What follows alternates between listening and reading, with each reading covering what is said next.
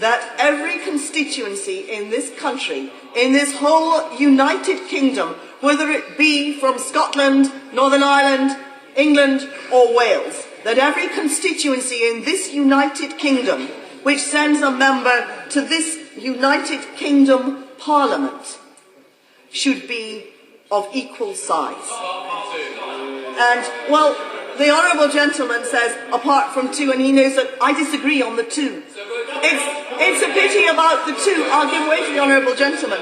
I'm grateful to the Honourable Lady for giving way, but doesn't she recognise historically there's always been a weighting in favour of the Celtic nations to make sure that this is not an England-dominated Parliament? No, I certainly don't. No, I don't. The Honourable Gentleman's point has no validity whatsoever. This is the Parliament of the United Kingdom, of the whole United Kingdom, and every constituency in this United Kingdom should be of equal size, should have an equal number of voters, and every member who is elected to this Parliament should come here with an equal weight of electorate behind him or her. I'll give way to the Honourable Gentleman. Since we're now going to end up giving votes to prisoners, does that mean that we're going to have to go down the line to have equal-sized prisons as well? I think the Deputy Speaker would say that point is not relevant to this bill. I mean, it's not for me to argue. I don't want to see prisoners having the vote, but that is not the point.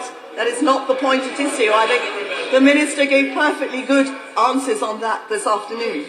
No, the fact is that although honourable members opposite have argued all the little arguments they can possibly think of to try to preserve the current unfair imbalance within constituency structures which gives the Labour Party an unfair electoral advantage, and every statistic shows that.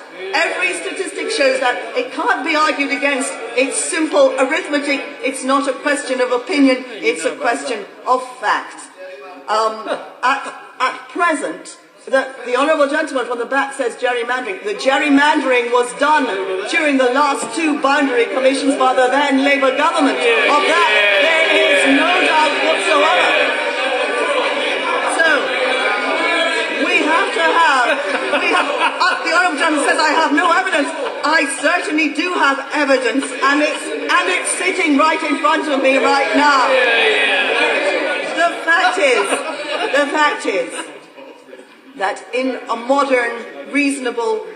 modern, properly constructed democracy, one vote should have one value. Of course, I'll give way to the Minister. I thank her.